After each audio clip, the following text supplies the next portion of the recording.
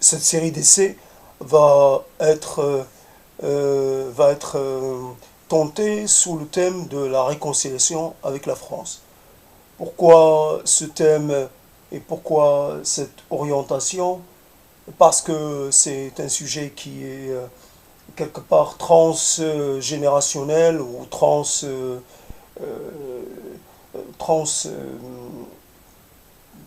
dire transétatique,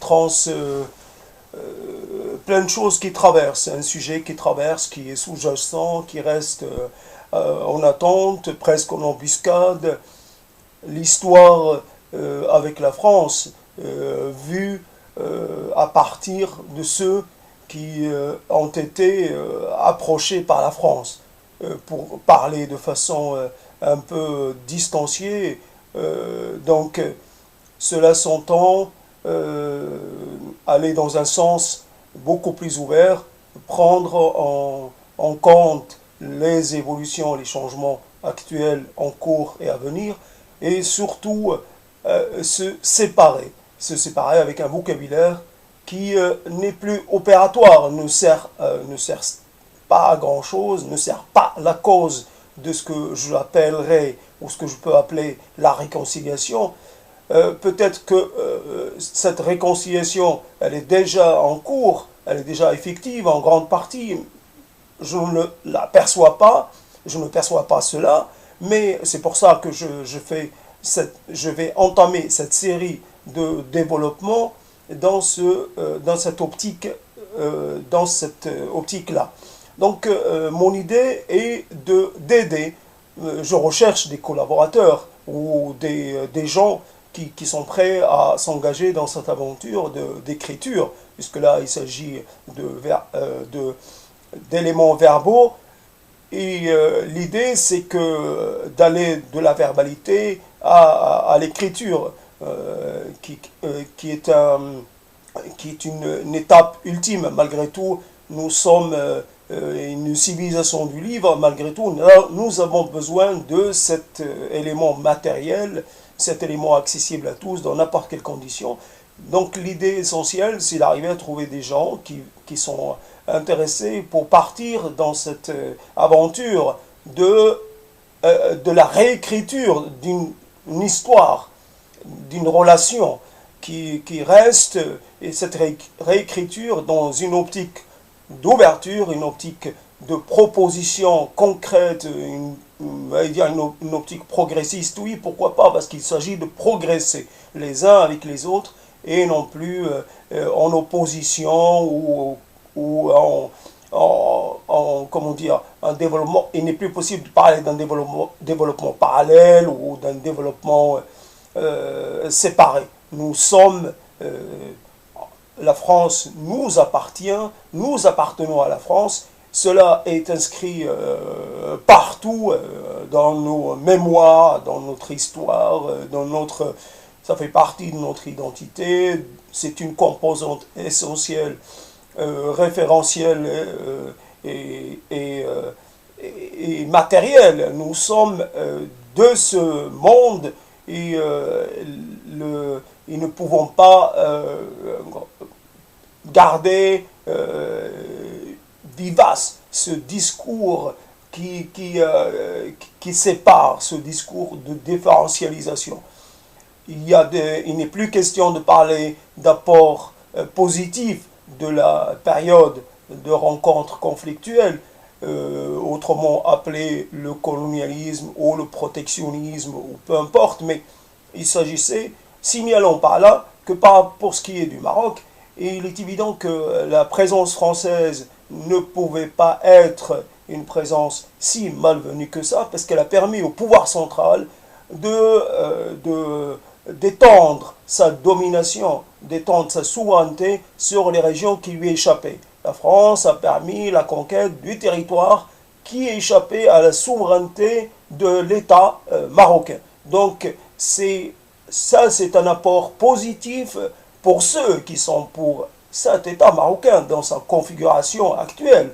ceux qui sont contre ou qui ont un autre modèle, c'est une autre affaire. Mais si on reste dans cette optique-là, la présence française a permis de donner naissance à l'État central marocain actuel qui est capable d'étendre son autorité sur les territoires qui sont sous sa souveraineté nominative en premier, et donc ils sont, de par là même, de par cette contribution essentielle de la France, ils sont sur sa souveraineté effective. Donc nous ne pouvons pas oublier cet aspect-là. Nous devons, évidemment, il y a une chose importante, un élément central, même s'il demeure un élément fondateur, il est question de d'avoir du courage politique et de prendre les distances avec les commémorations d'un côté comme de l'autre. C'est réactivation d'un récit à l'occasion des dates symboliques, dates de la commémoration de l'indépendance, des journées, de machin. Cette accumulation de dates symboliques qu'il faut à chaque fois réinvestir avec toute la logorée possible. Nous les réinvestissons de façon d'autant plus importante qui deviennent éloignés dans le temps. Ces dates-là constituent la base de la légitimité mémorielle, etc. Cela doit s'arrêter. La France, évidemment, a un travail à faire à ce niveau-là dans sa relation avec l'Allemagne. Elle doit arrêter à commémorer les dates de victoire, essentiellement. Donc, si je me souviens bien, le 11 novembre et le 8 mai, si je me souviens bien. Donc, en tout cas, ces dates-là, par rapport aux deux guerres du siècle dernier, donc, il faut arrêter cette histoire-là. L'État actuel, que ce soit en France, au Maroc ou ailleurs, les États n'ont plus besoin de ce référentiel pour pouvoir prétendre à une légitimité. Leur légitimité est installée. Elle peut se projeter dans l'avenir. Donc cela suppose que dans les manuels scolaires, puisque c'est ce manuel scolaire qui contribue à la pérennisation de cet imaginaire, la pérennisation de cette histoire, la pérennisation de ces récits différentialisants, ces récits divergents, il faut mettre en avant les éléments, disons-le, les éléments majeurs de la contribution française à la naissance de l'État marocain actuel, et donc arrêter, ou à tous les États, puisqu'il ne s'agit pas que du Maroc, tout le monde peut choisir l'État qu'il veut, tous ces États dans leur configuration sont comment dire, pas dépendants, mais ils sont, c'est comme ça. Et cela, pour certains États qui n'existaient pas du tout, c'est la France qui leur a donné leur configuration actuelle, parce que c'était des États qui étaient où il n'y avait pas de pouvoir central. Pour le Maroc, il s'agissait de rétablir l'autorité sur les régions dissidentes. Et c'est tout, c'était ça la mission de la France. Donc la France a empêché la déliquescence du pouvoir marocain, et la France a redonné une légitimité. D'ailleurs, la lutte contre la France, c'est un effet indirect, ça a redonné de la légitimité à la monarchie, ça a redonné de la visibilité, ça a redonné un rôle aux élites, et par-delà même, tout cela crée. Si on doit, par exemple, parler de façon imagée, on va dire, si la naissance présuppose une période de la conception, une période comment dire, de matérialisation, période du fœtus. Il n'est pas enfant, il passe par des périodes dans lesquelles il prend sa configuration ultime qui va être manifeste au moment de l'accouchement. Cette période cette période cruciale, cette période de la conception, etc., de la grossesse, est une période douloureuse pour la mère, la période d'accouchement, elle est aussi, mais au vu du résultat, et puis après on parle de la période de croissance, qui est aussi une période très difficile, au vu du résultat, on accepte et on trouve normal, c'est le cycle normal de la nature. La rencontre entre deux pôles opposés, entre la France et le Maroc, et la France et l'Afrique, s'est faite dans la douleur. Ça a été douloureux. Il y avait des résistances, il y avait des impossibilités. Ça ne pouvait pas se faire autrement que par la confrontation violente. Et ces oppositions, évidemment, ont apporté plus de souffrance aux populations qui étaient sur place, plus qu'à la France, puisque le territoire français était épargné. Donc c'était la guerre à porter sur le territoire marocain ou africain, etc. Si un enfant va avoir comme rapport principal avec sa mère, sa conceptrice, enfin sa génitrice, s'il doit avoir un rapport de rappel continu, comment dire, si la mère va avoir ce rapport, va dire tout le temps, j'ai souffert tant et j'ai accepté, c'était douloureux, s'il y a un rappel permanent de cette période de souffrance à l'enfant, il n'est pas possible de construire une histoire qui soit évolutive, dynamique, en prise sur le réel.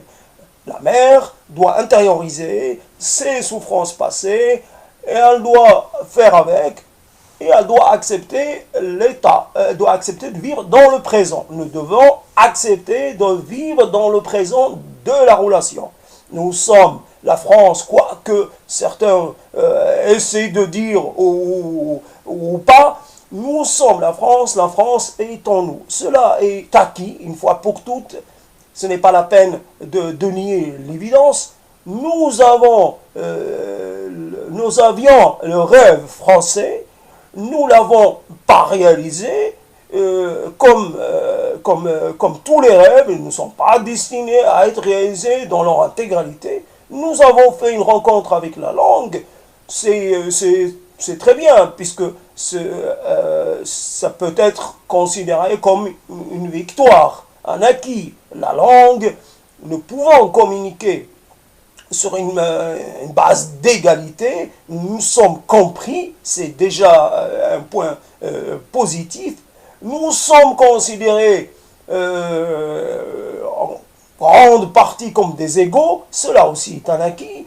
Nous progressons dans la relation. Mais le maintien d'un discours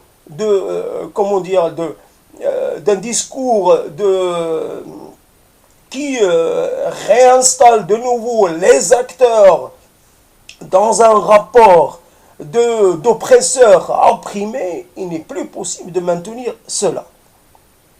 Parce que les rapports sont continus et dans cette, ne serait-ce que pour vraiment arriver à se considérer comme l'égal de l'autre, de le vivre. Si on rappelle à l'autre qu'il a été notre maître, que si on commémore cela, commémorer la période où il y avait une perte de souveraineté, cela doit s'arrêter parce que cela, de nouveau, nous place dans la position, dans la situation de dominer. Nous ne sommes plus des dominés.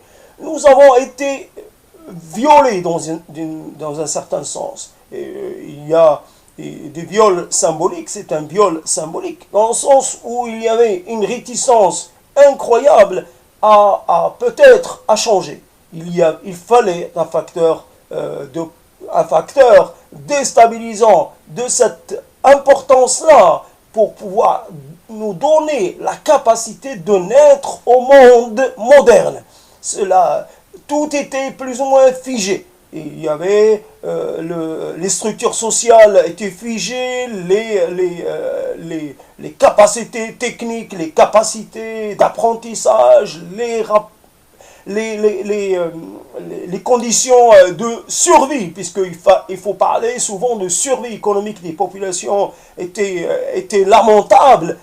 Donc, peut-être qu'il y avait des restes de peste, de fléaux, et il y avait des famines, etc.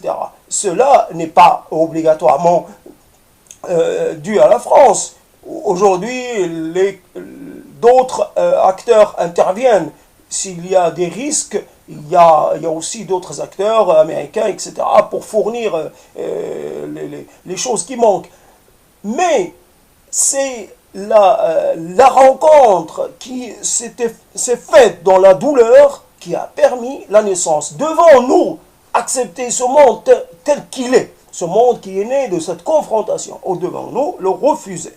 Devons-nous maintenir ce discours d'accusation, ce procès permanent de dire à la France colonisateur, etc., oppresseur, etc., et commémorer tout ce qui a été, tout ce qui a été une confrontation violente, une confrontation douloureuse?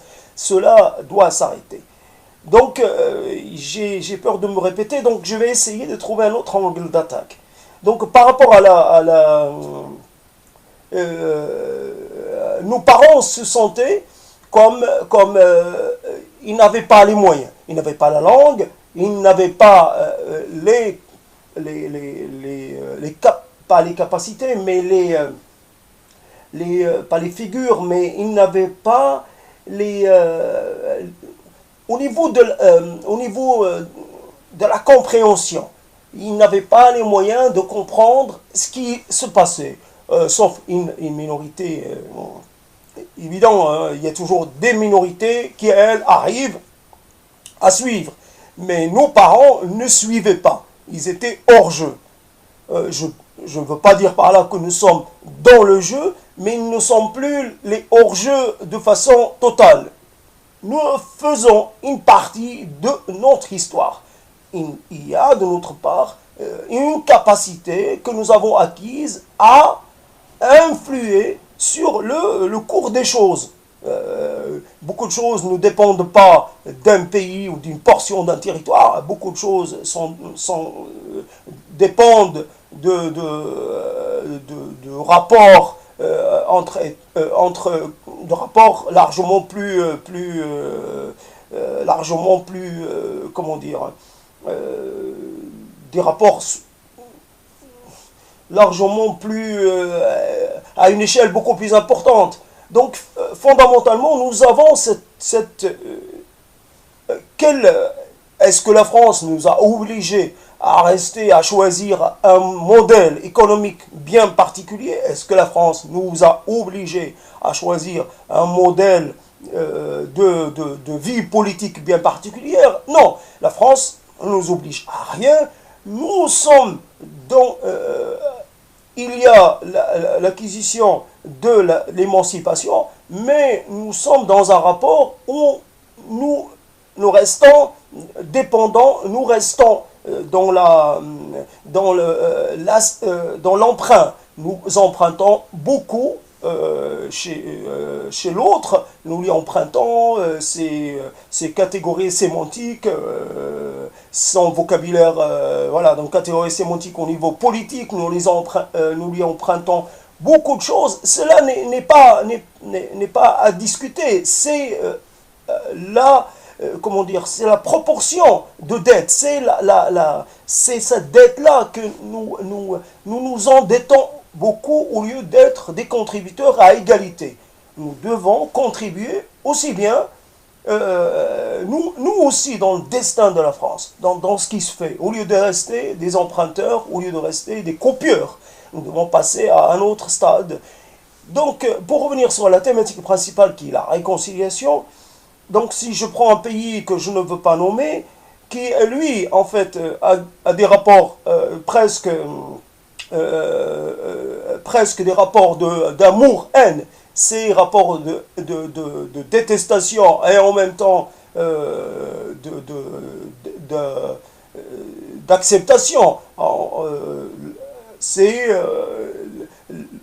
pas l'ennemi préféré, mais c'est celui, comme pour maintenir une mobilisation générale, il fallait un ennemi qui demeure l'ennemi toujours présent. C'est cette figure de l'ennemi, cette figure de l'adversaire, cette figure comment dire, de l'oppresseur qui est un oppresseur qui absolu, puisqu'il s'installe pour l'éternité dans cette position de l'oppresseur, et celui qui a... Et donc, l'État actuel n'arrive pas à trouver sa légitimité dans un autre récit. Donc, après, il y a les gens, on va dire, pour essayer de me relancer un peu au niveau des propos, donc je vais revenir sur l'idée de les apports positifs. À partir du moment où on s'inscrit dans ce rapport presque de jugement de valeur, rapport où on va estimer qu'il y a des apports positifs et il y a des apports négatifs, si certains vont dire ah, les apports positifs sont largement dominants, d'autres vont dire la chose inverse. Si nous restons dans ces dualités-là, nous ne sortons pas. Il ne s'agit pas de parler de positif ou négatif, il s'agit de parler d'une rencontre. Une rencontre est une rencontre avec tout ce qu'elle contient. Elle contient le bon comme le moins bon. C'est une rencontre. Après, on peut faire une rencontre dans sa vie pendant un certain temps et après passer à une autre rencontre. Ou avoir un type de rapport avec une personne, puis passer à un autre type de rapport. Les choses doivent bouger, pas évoluer, mais ça ne doit pas se figer dans quelque chose qui est permanent, qu'il faut à chaque fois. Donc, c'est l'introduction, la liste d'introduire une relation d'impermanence, une relation de défiance presque vers ces romans nationaux, ces récits nationaux oppositionnant. Alors donc, les apports, puisque certains en parallèle vont parler d'apports positifs et de la nécessité d'arrêter avec le discours de culpabilité, avec une certaine forme de, comment on appelle ça, quand on fait une sorte de... quand l'autre vous demande, comment on appelle cette histoire, quand on va à l'église et qu'on fait j'ai oublié le terme, donc je vous laisse trouver le terme, puisqu'il est clair que ce processus, on demande à la France d'avouer ses crimes et d'être en situation de demander pardon, d'être en situation... donc il y a un procès et il y a un acteur qui est un acteur, celui qui a commis qui est l'objet du procès, c'est la France et sa politique vis-à-vis d'un certain nombre de pays. Donc, certains parlent d'un discours culpabilisant et qu'il faut arrêter avec ce discours culpabilisant avec des Français qui disent « nous avons fait du mal à A ». J'ai parlé tout à l'heure de la douleur de la rencontre, la douleur, la confrontation violente, etc. Cela est un fait. Certains pays ont fait de certains petits, comment dire, de certains petits drames, puisque des fois, cela a été certainement dramatique, mais pas à l'échelle qui a été rapportée par les récits nationaux. Il est évident que certaines rencontres ne sont pas aussi dramatiques qu'on le dit dans les manuels d'histoire. Il est évident que le nombre de tués n'est pas aussi élevé qu'on le dit partout, c'est évident. Mais ça a été... il y avait ce besoin de créer quelque chose qui fait que la réconciliation soit la moins évidente possible, la rendre, peut-être faire la réconciliation, mais sur les marges. mais sur le fond, faire en sorte que jamais il y a entre nous, c'est 1,5 million de morts, il y a entre nous ces batailles nombreuses dans lesquelles on a été bien héroïque, mais on a perdu tant et tant d'hommes, on a été défaits, on a été humiliés, on a été massacrés. Donc c'est, d'un côté, il n'est pas possible de parler d'apport positif, puisque cela, au moment où cela se produisait, ça n'était pas vécu de cette façon-là. Il y avait un besoin et les Français répondaient à ce besoin à leur façon. Donc, si on prend le domaine de la santé, puisque c'est le problème central, si on peut parler ne parlons pas des infrastructures, on parle du problème de la santé. Il y avait un problème de santé publique, des problèmes de santé publique majeurs, les gens mouraient, les enfants, les nourrissons, il y avait une incapacité. Une incapacité, c'est pas la peine de rester sur les quelques références historiques, un tel médecin musulman a inventé, etc. Il n'y a que cela, et des pratiques traditionnelles qui n'étaient pas efficientes. Il y avait un déficit au niveau comment dire, un déficit carrément structurel, un déficit existentiel au niveau des capacités à répondre aux défis de santé, à répondre à la maladie, à la contagion, etc. Donc cela est acquis. La France nous a apporté la médecine moderne. Qu'on soit pour ou contre cette médecine, c'est un fait. Après, il y a l'enseignement actuel. C'est lui dont nous sommes issus. L'enseignement précédent, l'enseignement traditionnel, créait, obligatoirement, il créait il y avait un enseignement. Mais cet enseignement-là, il ne permettait qu'à une petite minorité d'arriver jusqu'au bout. Cette minorité-là,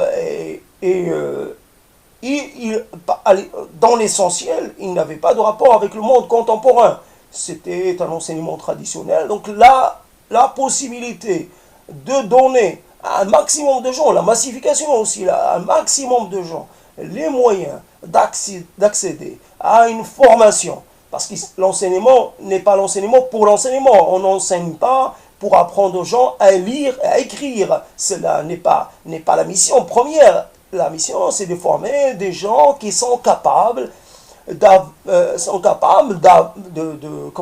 vivre de leurs compétences de façon honorable. Des gens comme ça, la formation leur permet d'améliorer leurs conditions de vie, leur permet d'accéder à un confort, etc.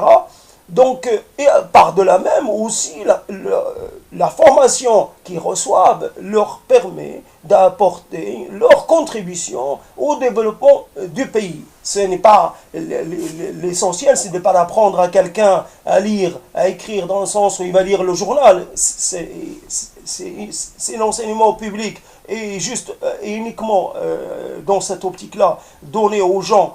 D'où l'histoire de tout ce qu'on fait pour lutter contre l'analphabétisme. Cela n'a pas de sens, puisqu'il ne s'agit pas de donner à une personne la capacité. Bien sûr, c'est respectable, c'est légitime, mais cela ne peut pas être comparé à la formation qu'on donne aux enfants, aux jeunes, la formation initiale, qui est en fait une formation progressive. Il s'agit d'introduire, donner les bases pour progressivement partir dans la complexité. Il n'est pas possible d'arriver à former des ingénieurs du premier coup. Il y a un besoin de progressivité. Et donc la France a apporté tout ce système de formation des compétences et cela est un acquis. Devons-nous contester cela? Est-ce que nous avons besoin d'ingénieurs, de compétences, etc. ou nous n'en avons pas besoin? Nous avons besoin. Après, il y a l'histoire des infrastructures, ça c'est évident. le, la nécessité d'avoir les moyens de, relier le territoire, de façon à ce qu'il y ait une circulation des richesses, des hommes, etc. Et après, d'avoir les infrastructures pour pouvoir avoir des relations avec le monde, infrastructures portuaires par exemple. Et il y avait tout cela à faire. Si on reste dans l'idée que ces infrastructures étaient là pour le bénéfice des colons, comme on les appelle, ou des occupants, parce que il y a aussi le terme d'occupant, je ne sais pas comment on peut traduire le terme exactement de l'arabe au français, mais il y a cela fait longtemps que ces gens-là sont partis, les gens qui étaient le lobby, etc., qui profitaient de cette situation-là. Ça fait longtemps que ce lobby-là n'existe pas. Peut-être cette permanence, c'est certaines couches de la population, d'une relation, d'un sentiment de supériorité, c'est évident. Il y a encore des gens qui ont des pensées de ce type. Nous avons été à l'origine de leur développement, ils nous doivent beaucoup, c'est évident. Mais cela, dans la réalité, il y a bien longtemps que les pays ont la maîtrise de leur développement. Il y a des pays qui ont choisi une voie et d'autres une voie inverse, une voie beaucoup plus libérale, d'autres une voie beaucoup plus étatique, beaucoup plus administrée. C'était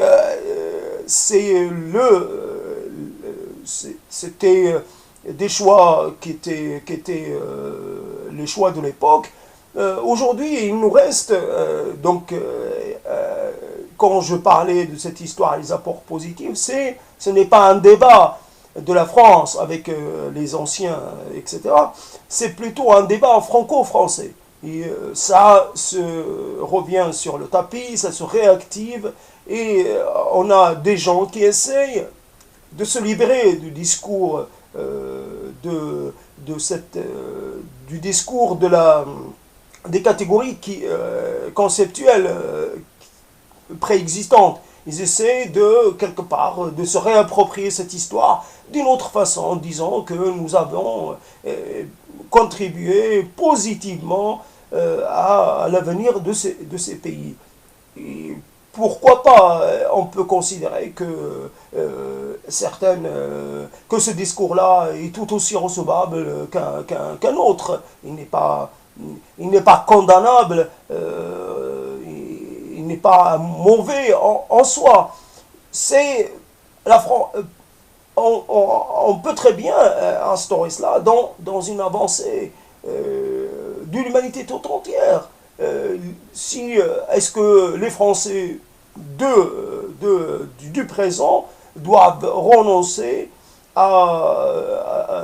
comment dire, aux acquis qui se sont installés depuis la révolution industrielle en disant parce que est-ce qu'ils ne comment dire, les acquis du passé, enfin les acquis hérités du passé sont les acquis de tout le monde. Personne ne doit avoir un discours d'appropriation par rapport à cela. Nous n'avons personne n'est directement lié aux événements. Les apports positifs, ce n'est pas... C'est encore plus loin. C'est la révolution industrielle qui a changé le monde, qui a changé la France elle-même. Donc, s'il faut peut-être remonter à l'origine des choses, il faut remercier peut-être l'Angleterre, dire que c'est l'Angleterre qui est à l'origine de tous les apports positifs, tout ce qui a quelque part amélioré les conditions de vie de l'humanité. Cela est un mouvement. Ce n'est pas... Et peu importe ceux qui sont les passeurs, ceux qui contribuent comment dire, à la propagation de ce mouvement, peu importe qui sont. un coup c'est les Français, un coup c'est peut-être d'autres puissances dans d'autres endroits du monde. C'est un mouvement. Faut-il pour autant interroger tout le mouvement de la révolution, issu de la révolution industrielle et du choix de mode de production? Là, c'est une autre affaire. À ce moment-là, on peut dire que peut-être il y avait dans les formes de vie traditionnelles beaucoup plus de, quelque part, beaucoup plus c'était des modes obligatoirement sur le plan économique étaient des modes déficients, mais sur le plan symbolique, sur le plan humain, ça permettait aux gens de vivre mieux parce qu'ils étaient dans une certaine proximité les uns avec les autres.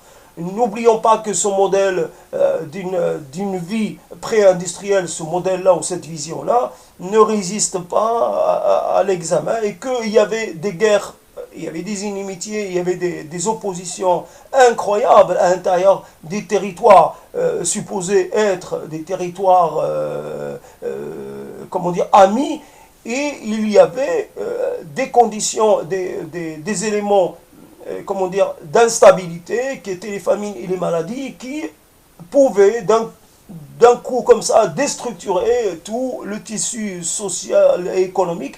Et quelque part, ce modèle-là ne pouvait pas continuer. Donc il fallait quelqu'un qui donne un grand coup. Voilà, ça a été la France qui apporte qui crée les conditions de façon. Ce n'est peut-être pour certains pays, l'éruption dans la modernité s'est faite de façon beaucoup moins violente, beaucoup moins traumatisante. Cela a pris cet aspect-là, un aspect traumatisant. Cela est de l'ordre des choses. Donc les apports positifs, il y en a. Des apports négatifs, si on veut, il y en a aussi. Mais nous sommes plus à gérer ces apports négatifs ou positifs. Nous sommes allés au-delà. S'il y a un exemple à prendre, peut-être pour finir, parce que j'ai du mal à continuer, puisque je n'ai pas organisé cela, donc c'est improvisé, même si ce sont des choses qui préexistent dans l'esprit de chacun. Ce sont des questions qui sont là en permanence, et donc il ne peut pas s'agir d'une improvisation au sens propre. C'est juste une sorte de la réactivation d'un certain nombre d'éléments pour essayer de produire un discours le plus acceptable ou le plus clair possible. Donc, pour parler de cette histoire donc de réconciliation, un élément important à ajouter, donc il y avait, et cela se comprend, puisque c'est un comportement humain, et il y avait de la part des Français qui étaient installés dans les pays conquis, entre guillemets, il y avait un comportement qui pouvait passer par un comportement pas humiliant, mais il y avait une forme de distanciation, une forme de séparation. Il y avait quelque chose, il y avait une supériorité, les rapports n'étaient pas des rapports de fraternité, ni des rapports d'égalité, tout ce qui est non, c'était des rapports, pour le moins qu'on puisse dire, des rapports une certaine, pas inimitié, mais une certaine, il y avait un sentiment chez les Français, ou les Européens, d'être beaucoup plus dans un certain comment dire, statut que ce qu'on appelait les indigènes.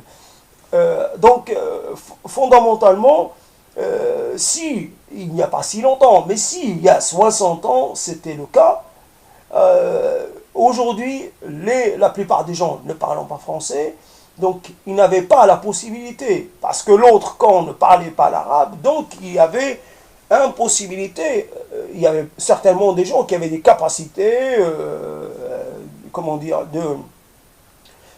il y avait des gens qui avaient la possibilité de prouver leurs compétences, mais ils ne parlaient pas le français, donc ils n'avaient aucun moyen d'arriver à instaurer des rapports d'égalité avec l'autre. Aujourd'hui, nous sommes français dans le sens où nous parlons cette langue, ce qui est quand même un acquis considérable par rapport à nos parents qui ne la parlaient pas ou la parlaient très très très peu, dans leur immense majorité.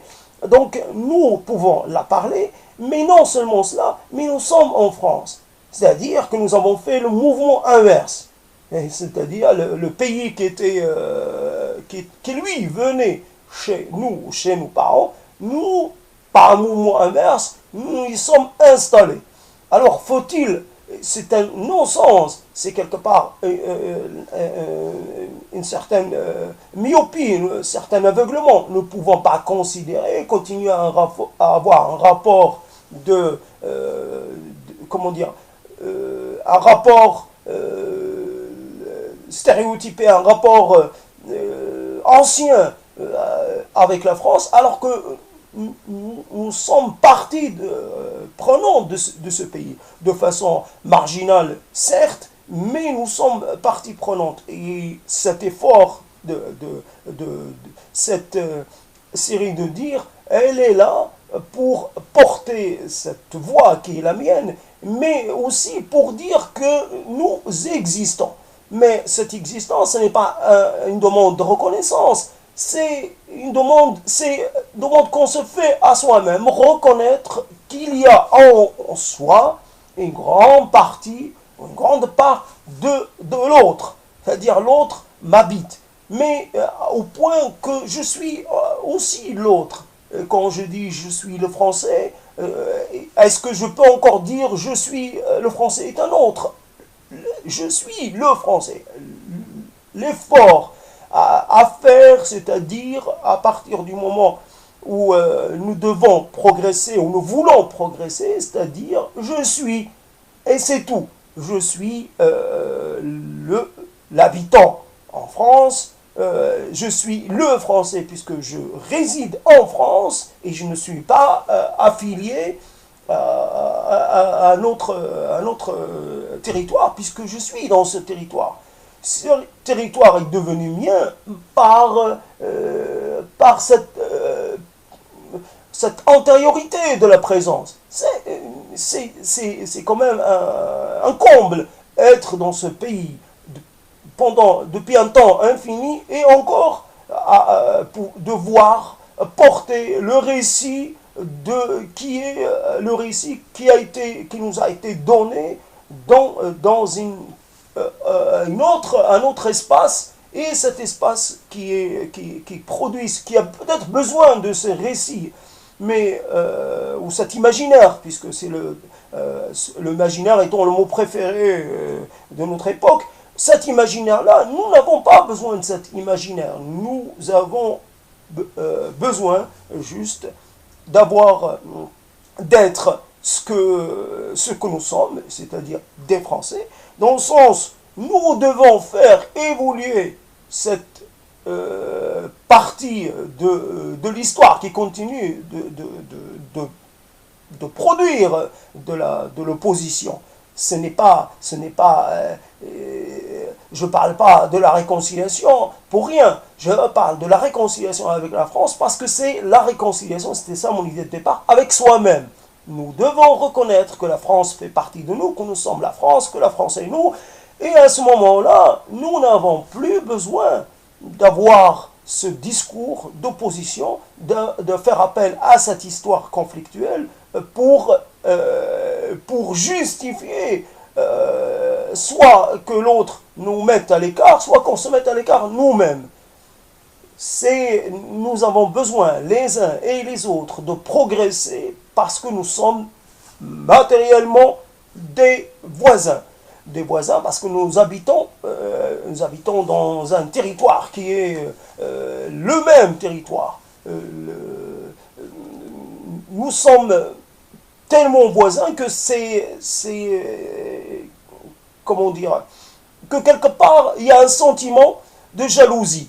dire que quand on voit d'autres personnes arriver du continent asiatique ou du continent sud-américain ou du continent, ou encore plus de l'Afrique subsaharienne, des anglophones, etc., nous sommes quelque part, nous sentons, je sens que, comme si il y avait quelque part un troisième acteur dans cet rapport, dans cette relation que nous voulons duale, que nous voulons juste entre deux. Nous ne voulons pas d'autres participants. En nous voyant arriver d'autres populations qui, elles, n'ont pas ce poids de l'histoire et quelque part ont des facilités à vivre, alors que nous traînons ce poids de l'histoire. Nous n'arrivons pas à le transgresser, à aller au-delà.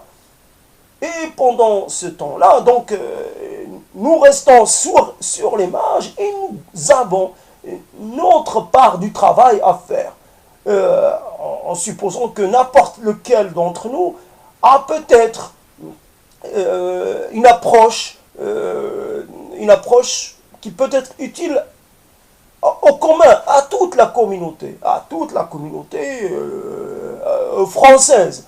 Et parce que, ne serait-ce que pour lutter contre l'installation, à chaque fois, de nouvelles frontières, ces frontières qui apparaissent. Nous, à un moment donné, il n'y avait pas de frontières, il y avait des frontières, mais un certain nombre de frontières n'ont existé que depuis un certain temps. La frontière de la viande légale et de la viande non légale, c'est une frontière qui existait. C'est des choses que nous ne connaissons pas. Ça fait irruption dans la vie, et ça fait irruption dans le débat public, et ça a été de nouveau l'occasion pour certains de se démarquer. Nous n'avons pas besoin de créer de nouvelles frontières. Là où normalement certaines choses se déroulaient normalement, il n'y avait pas de problème avec la nourriture, certains, puisque ce n'est pas moi, certains ont inventé de nouvelles lignes de démarcation, et voilà, c'est parti pour de nouveau la création d'un particularisme qui n'a pas lieu d'être, ni du point de vue des référents premiers de cette histoire, le référent religieux, ni par rapport aux référents traditionnels. Il n'y a rien qui puisse imposer. Et donc, l'idée, c'était donc la réconciliation avec soi-même, l'acceptation, comme si l'acceptation de soi dans les différentes, quelque part, évolutions de soi-même, de sa personne, mais aussi les différentes, parce que nous avons aussi des composantes, nous sommes des êtres composites, nous appartenons peut-être, nous avons des appartenances premières, les lieux qui nous ont donné une première référence. Après, nous continuons de cheminer, nous continuons d'accumuler des apports, et nous finissons par être des êtres avec peut-être des affiliations nombreuses. Mais la dernière des affiliations est que nous appartenons tous au genre humain. C'est peut-être ça doit être la mission de la France, au lieu d'être sur la préservation d'une singularité française, plutôt de parler, d'avoir un discours universel qui, lui, est un discours ouvert sur le genre humain, et le genre humain, avec les droits, parlons du droit pour le genre humain, parler à chaque fois qu'il y a un problème, qu'il y a un défi, ça doit être entrepris à partir de ce présupposé, donc finalement, arriver à progresser en partant de ces éléments-là de référence. Nous avons la référence française qui est prédominante. Après, nous essayons de la dépasser par la revendication d'une affiliation au genre humain. C'est peut-être l'évolution ultime, la dernière évolution à faire, mais vivre en France, devenir français et continuer d'affirmer une spécificité, que ce soit ethnique, ou une spécificité linguistique, ou une spécificité confessionnelle, etc., de la mettre en avant par rapport à l'identité commune qui est obligatoirement articulée d'abord autour de la langue, après autour de tout ce que nous partageons comme histoire.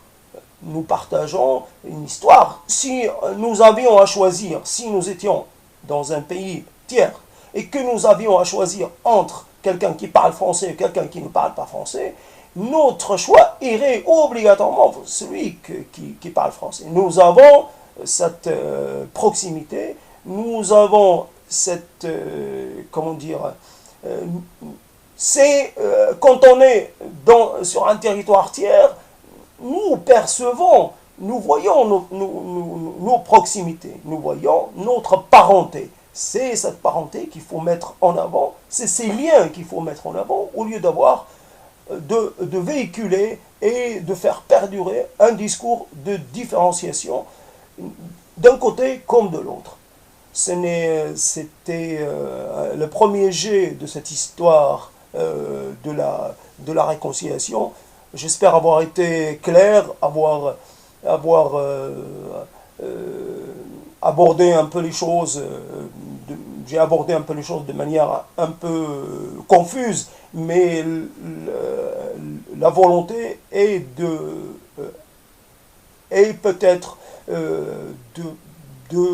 d'aider, de contribuer à ce que le débat public puisse avoir lieu autour de ces sujets-là aussi, puisqu'il y a urgence, d'un certain sens, le débat public en France a tendance plutôt aussi à devenir un débat d'opposition un peu extrême, et nous sommes dans l'obligation de lutter contre la tendance à l'isolationnisme, la tendance à la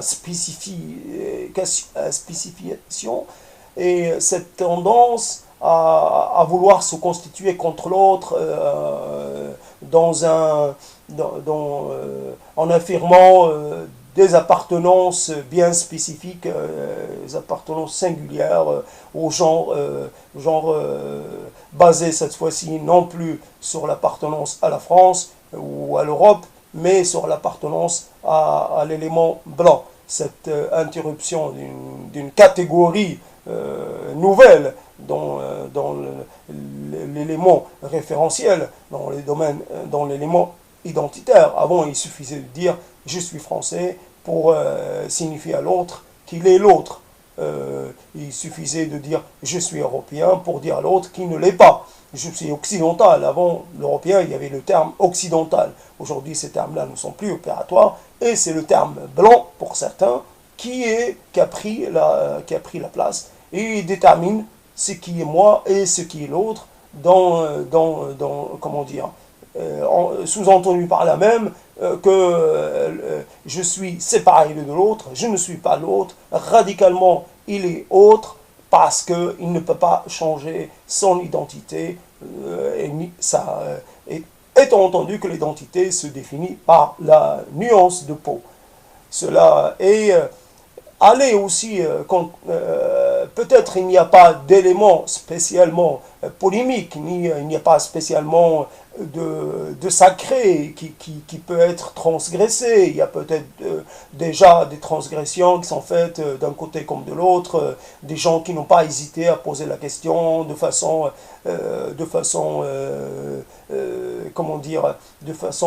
à créer un débat, fort, un débat tranché.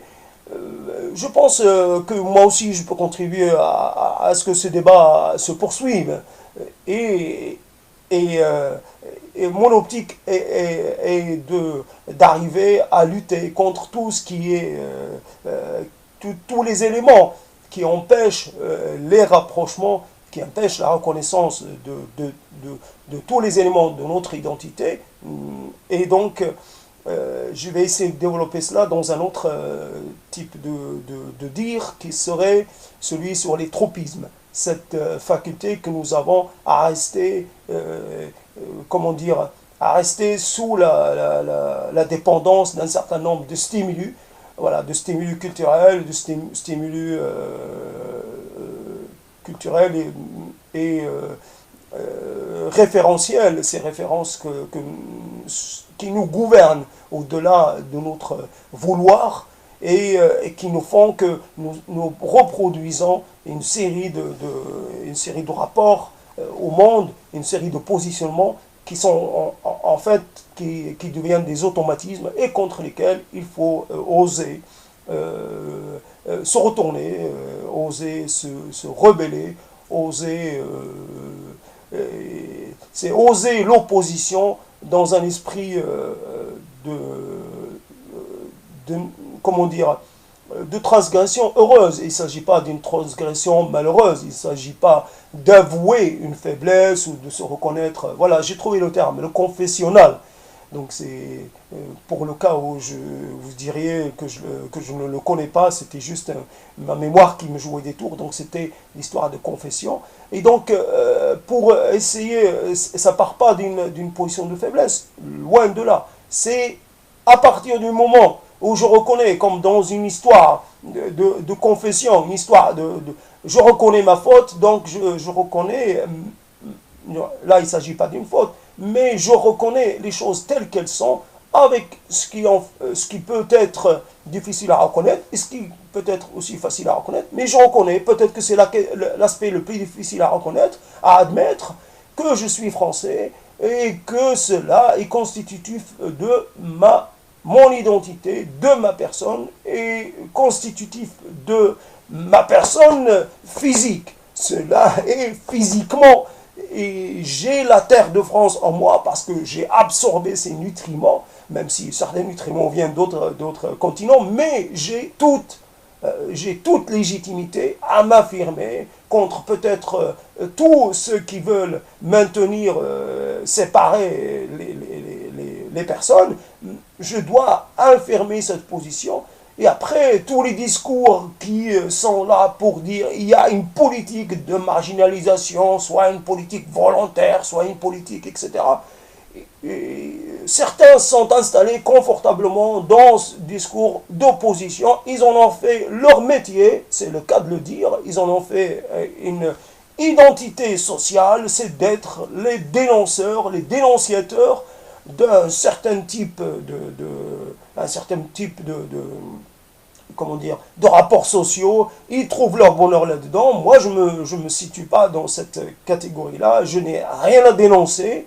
C'est certaines choses de spécifiques à la France. S'il y a des choses à dénoncer, partout il y a des choses à dénoncer, et ce n'est pas obligatoirement dans le rapport de la France à ces Français dits des quartiers. Il s'agit les problèmes pour trouver un travail, pour trouver un logement, et c'est des problèmes transversaux. Si on va au Maroc, on va trouver que l'accès au logement est difficile aussi pour certaines catégories de la population, l'accès au travail, au marché du travail.